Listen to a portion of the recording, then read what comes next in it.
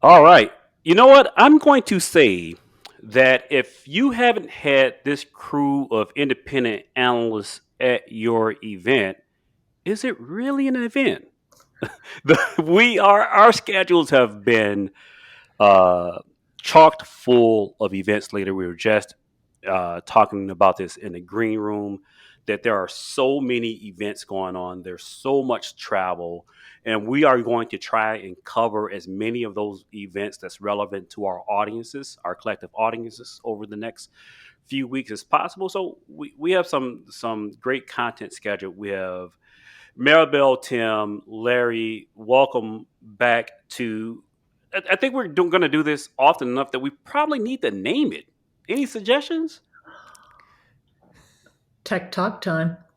I don't know. We'll think about this, We'll right? work on that. It's- yeah. We'll come up with something.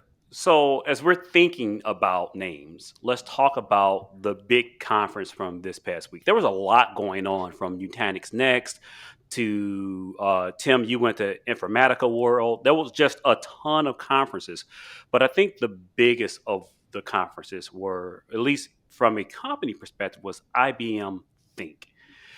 IBM, the cloud and AI company. I think I was there, and I want to say IBM, the AI, and some other stuff company. It was mainly about AI.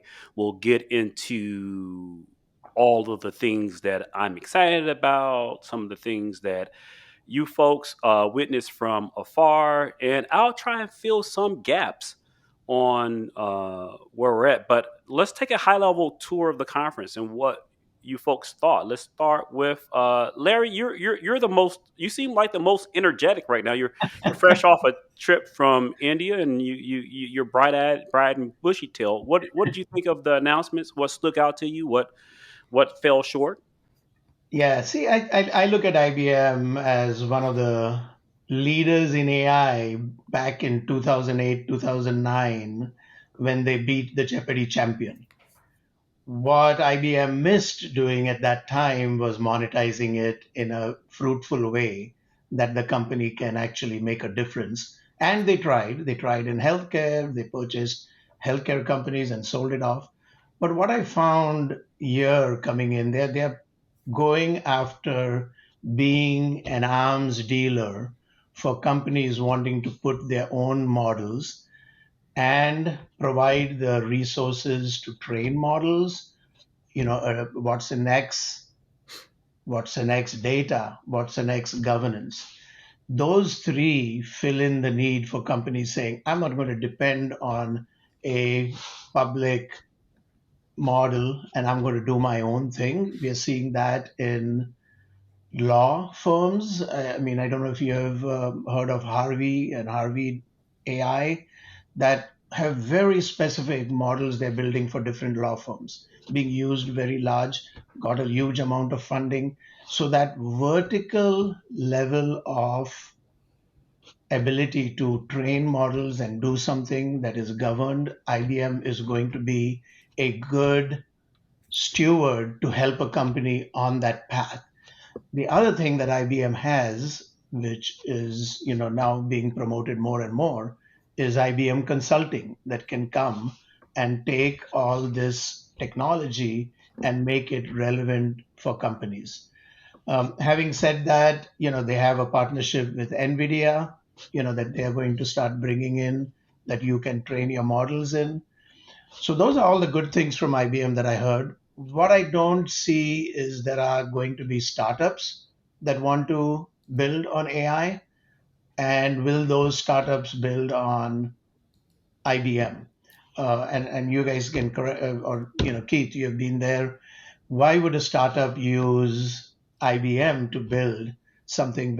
And will IBM be able to support a startup that is spending maybe only $100 to train a model on some other platform? And will IBM even have the interest in going after those startups who's starting at that amount of spend and come in there? So for a large company needing advice, all the tools to go to the AI model when every company is saying I'm either in a wait and see and I'm, maybe kicking the tires. IBM may be a good company for them to go to. For So, start. Larry, I will respond with that inquiry with one kind of anecdote, which was the afternoon keynote on the second day was all about AI, standing room only for an afternoon keynote, and they had the founding of Hugging Face Right. on for a majority of the time, and that was an extremely well received in that IBM friendly world of the conference area. You know how we're in the conference bubble. People are IBM customers and they love it. I really would love to hear if one of you want to comment on how you perceive that session being afar and not in that romanticized bubble of a conference. Yeah. Yeah. Actually, Yeah, it's funny. Maribel, let's hear from That's you. yeah. Just quick. That's the only one I actually listened to from the theme. It was promoted on LinkedIn, and I had the invitation. I said, okay, let me listen to that. Yeah, but you're right, Keith. Hugging Face was a little bit of a differentiator, in going towards startups. Yeah, go ahead, Maribel. Yeah, so it's interesting. Like Hugging Face is definitely having a moment right now, right? So if you're not doing OpenAI, you're doing Hugging Face and working with them on that. And I did get a good chuckle out of him talking about like the Woodstock of open source event that they just kind of had, which was pretty funny. But a few things have happened, right? So Think always was one of these more AI driven events. Two things that they brought to it that I thought were kind of interesting. One was they brought the notion of hybrid cloud data to AI, right? So we have a challenge as organizations that people have data everywhere. So one of the things that they did talk about that I thought was kind of interesting was people having data everywhere and how do you deal with that from accessing the data, from governing the data. So I thought that was an interesting angle that they brought to it that they hadn't brought to it before. It was also interesting to see like the real big return of Watson. There have been a lot of discussions, with some of the things that happened both around their consulting business and around Watson Healthcare and other things that people are kind of like, well, what's going on with Watson? And now all of a sudden Watson's back, right? The third thing I would say is all of us have listened to a bunch of discussions about what's going on with generative AI from Microsoft, from Google, even from AWS. On to Larry's point, marketplaces I think are going to be big, right? So AWS is definitely going to take it from the marketplace point of view because they don't have a lot of their own applications.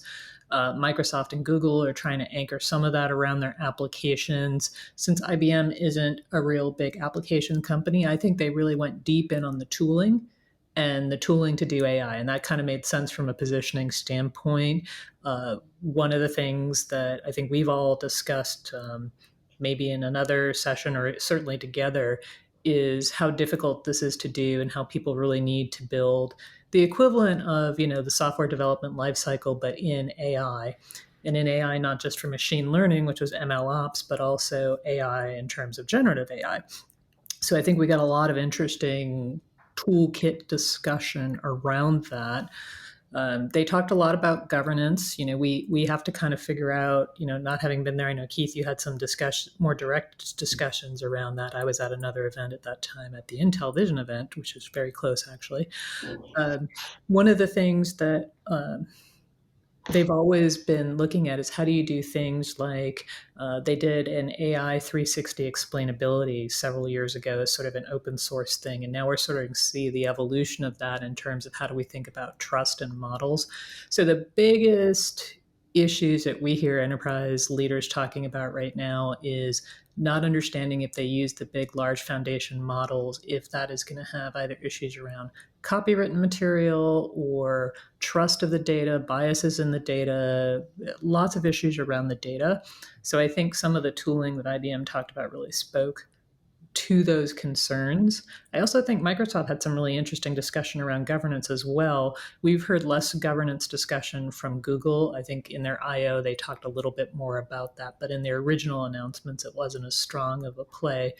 So the long and the short from my perspective as an outsider looking in on what happened at Think was that they really tried to address what they were hearing as real business concerns related to AI. So instead of it just being like, oh, AI is amazing and you can do all these things, it's like, well, let's talk about how we make the AI work.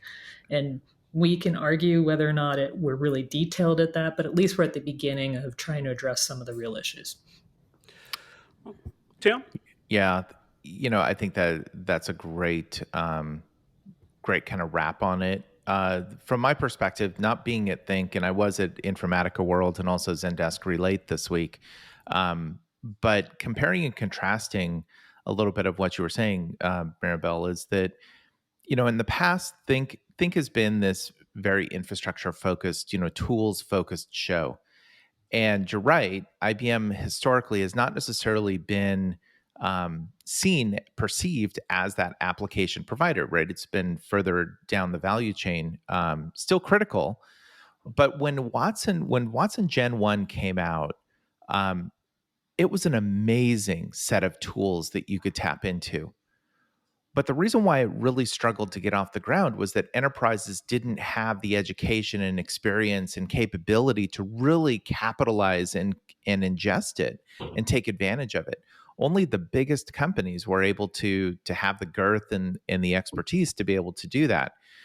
And so I think that that's great from the standpoint of here's an amazing tool set, that being Watson, but it just wasn't easily consumed. And I think that was a miss for IBM in the past. Fast forward to this week, and we're talking about Watson X, and you talk about the governance. There's the data component, the AI component. I think they've really learned from that mistake and really tried to make this more consumable for the average enterprise. And to me, that's a huge, huge plus for IBM. IBM has always had to think about how do we get beyond our base? How do we bring in more customers into the fold than just the existing IBM base of customers? And I think when you start to take something as sophisticated and rich as Watson and you start to break it up into components that are more easily digestible by an enterprise, especially in this day and age where there are a number of tools out there that are looking to do this. It's it's really kind of a plus for IBM because they have that expertise. They've been down this path for some period of time, more so than their competitors, and they can bring that to the table for the average enterprise to be able to consume. I think governance and policy is going to be a big issue for enterprises. It is today, and going forward, it's going to get more complicated as you start to think about privacy and regulatory and compliance requirements, not just at a nation state level, but then looking within those nation states, like just within the United States, you've got regulations in New York and California, et cetera. And so being able to automate that around the data and acceptable use of data is going to be incredibly important. And Informatica really kind of jumped on this because they're all about data. That is their thing. But we also have to look at how does this kind of start to move up the value chain so that the average person can start to use it, and it's not just this super high-tech, sophisticated tool that only the most sophisticated customers can use. I think IBM's made a great step in the right direction. I'll be really interested to see kind of how this plays out, and especially as you were saying about hybrid cloud, how does that kind of layer in with this as we go forward? Yeah, so I am. I'm gonna if you work from IBM and you're in the analyst session about hybrid cloud, and I stood up and asked the question. You know, I'm gonna borrow a little bit of my spiel when I ask my question, which is IBM, the hybrid cloud and AI company. It's kind of like when I'm listening to my friends, the Cube, and they say the leader in uh, coverage. I think we'll challenge them on that in a little bit, though. But I think one of the things that I found very interesting about the conference overall, there was very little hybrid cloud conversation directly that did not include AI. This was a AI conference. Make no mistake about it. IBM is betting heavily on it, while Arvind, the CEO of IBM, by the way, there was a outstanding AMA with him for analysts from start to finish. There was no opening comments. It was just questions from analysts, and it is by far one of the best AMAs I've had with a CEO of a major tech company. But I digress. Again, this was a conference that was about. Uh, this was a conference that was about AI and how AI will impact the hybrid infrastructure. This was my first combined IBM and Red Hat event, so I didn't know what to expect overall. And I was fairly disappointed in the level of conversation around hybrid cloud. I've been covering IBM for almost a year now. It's a well kept secret. Their hybrid cloud solution is a well kept secret. So much so that one of the most interesting parts of their portfolio is this IBM Cloud satellite offering. Think of Azure Stack or Outpost or Anthos. It is their competitive offering to those solutions.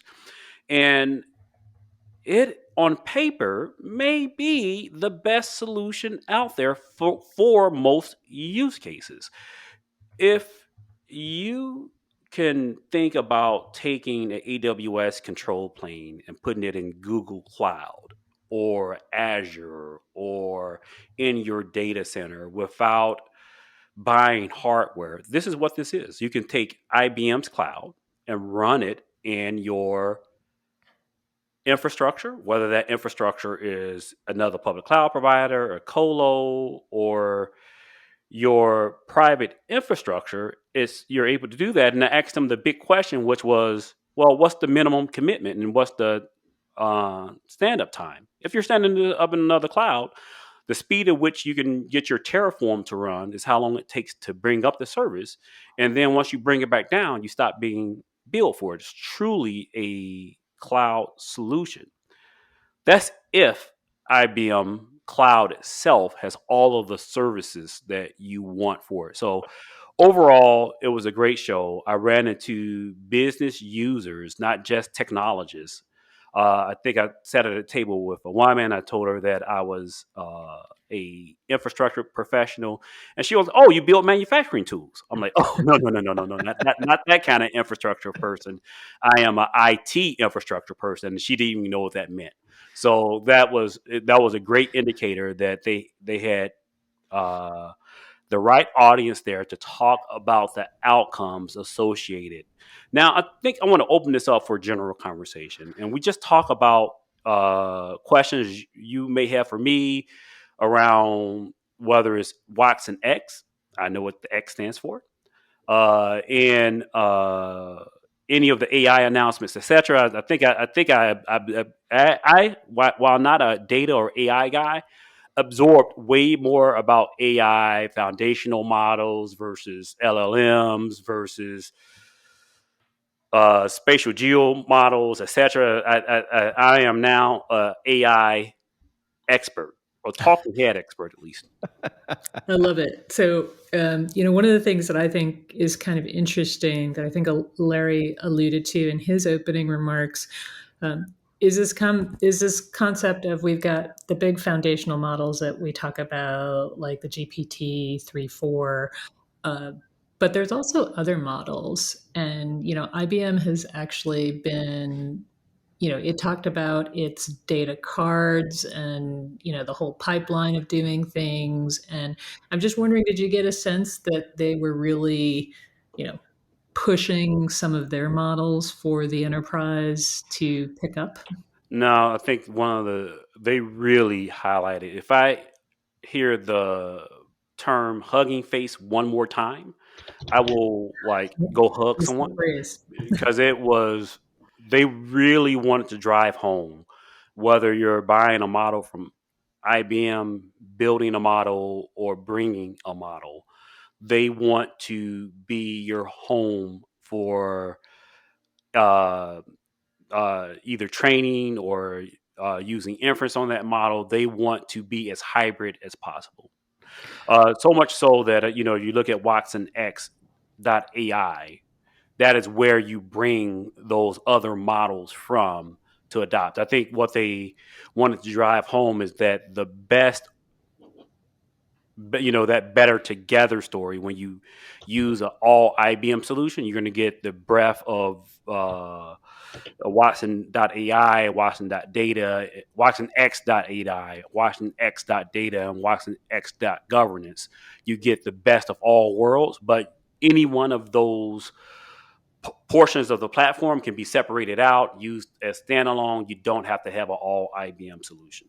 See, this is what I think is really different between some of the positioning that we've heard from, say, Microsoft and Google, where they talk about a lot about, what they're creating from a model perspective and what developers could have access to and what types of intelligence will be available. So it's actually interesting. And it's also I think Amazon also has a very different take on it. So this is really an interesting time in AI to see how each of the different hyperscalers are trying to play to one of their strengths and see, what they can push forward with their customer base.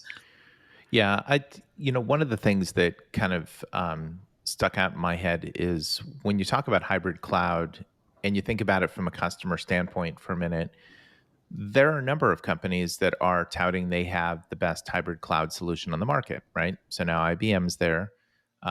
We could say the same about HPE. HPE's been talking about hybrid cloud for some period of time. They've even been talking about AI. I think it's a different data set that they're looking at versus what we're talking about here. But then you look at the hyperscalers, the Google, Microsoft, Amazon, um, and they all have the infrastructure piece of it. But Keith, one of the pieces that stood out here for coming out of Think was the AI pieces sat on top of it for these other companies, but it seems like there's more of an integration between those two conversations coming out of IBM more so than some of the other alternatives. Is that part of what you were taking away on the ground? Yeah, and I wanted to tease this out because when I heard the umbrella term Watson X, especially the Watson X data, I really had a adverse reaction when I first heard about what I thought it was. Watson X data. When they introduced it at the keynote stage, they introduced it as a open data store for data. And I'm thinking, oh, as an IT infrastructure person, that's exactly what I needed. Is yet another data store to solve my data store sprawl issue. A Exactly what data I was store for a asking for. data store. Yeah, data store for my data store. And They call that metadata, by the way. that's very My time bad. is done here. So Bum. what what IBM took pains in doing, and when I went and talked to their chief scientist around AI and the owner of the Watson X brand. Watson X, the X stands for scale. So Watson times whatever the thing you're going to do. .ai, which is the models, etc. .data, which is the data lake, and then dot governance, which is the governance around the data itself. Each one of these components, whether how you consume it ultimately with .ai and OpenShift, is something that you don't need to start with IBM to get the advantage of, which I thought was really, really smart. The other smart thing is that uh, uh, they're deprecating the Watson Studio, which, to your point, Tim, was the big learning curve, and Watson AI is replacing that. So they're resetting this. Well, this idea that using Watson is hard or Watson X is hard. They're focusing on a single way to do this across platforms, whatever you choose from the underlay. And I don't think Yeah. this is something that I've heard from other cloud providers, that you're able to separate their AI tooling from their infrastructure itself. So when you're looking at what AWS is doing, what Google is doing, it's a holistic story and not necessarily a story around Lego. Did Yeah, one Go thing ahead. which I want to just bring up over here was IBM can learn internally of what they can do with AI and then start using it for providing value to customers. Because when you finally look at what are customers looking for from AI, they want to get productivity gains.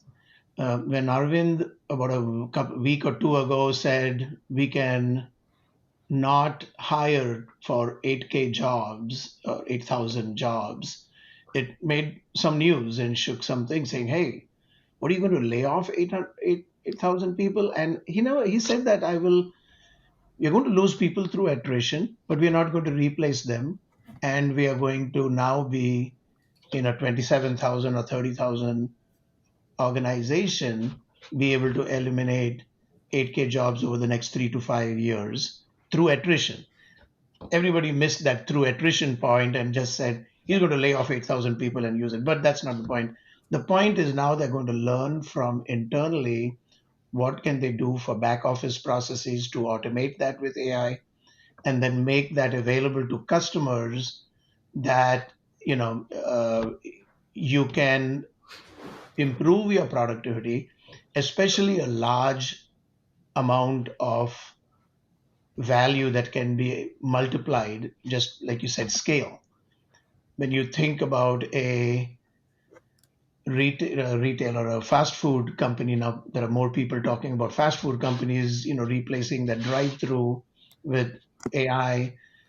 That little bit of efficiency you gain can have a significant value on the bottom line. So I think that's something that IBM might be able to provide value in the future. I don't know what you guys think about Arvind's comments and whether that's something that can be used.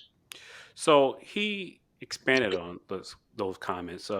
Give credit where credit is due. Dan Newman followed up on this comment from Bloomberg during his Bloomberg interview, and Arvin gave us the rest of the line that Bloomberg left out. It's their discretion to leave it out or not, which is he believes that IBM will double in size as a direct result. So Yes. the jobs that are destroyed will be replaced with better jobs. There's a lot of just social and uh, politics around what that means, like what type of jobs they'll be replaced with, and who's has access to those jobs. But I think it is undeniable that when you increase productivity historically, you increase opportunity. When you abstract away the complexity, you allow people to do more things. One of the tongue in cheek things that happened was one of the executives shared a story about how a auto shop is using generative AI to reduce or increase their productivity by 25%, and how the husband that was using the generative AI helped his chemistry professor's teacher use it to create tests, exams for her classroom, and how this non-intuitive direction of the kind of blue collar workers taking hold of this technology and teaching the white collar workers to use it was pretty quick. And I Yep. know we're coming up on our usual cap. We might end up going over by a couple of minutes. The one thing I did want to stitch together, which I don't know if I think intuitively I believe it, but I haven't really thought this through is how AI will drive the hybrid cloud. And they gave a lot of examples of data being collected at the edge, at the data center, not in the cloud, and bringing the entire tool set to the edge. So when you think about satellite, which will bring me managed OpenShift, which brings me OpenShift AI, and all of the tooling I need to process the data at the edge, IBM has a compelling story there. So Yeah. let's do some final thoughts. Let's go in reverse order. Tim, let's start with you. I'll just build on what you just said. I do think that as enterprises really kind of start to move up the value chain, move up that stack, right, and move closer to trying to gain those insights as quickly as possible, they will want automation and want a closer tie into the infrastructure and the underpinnings of the technology. So I just have a question to ask.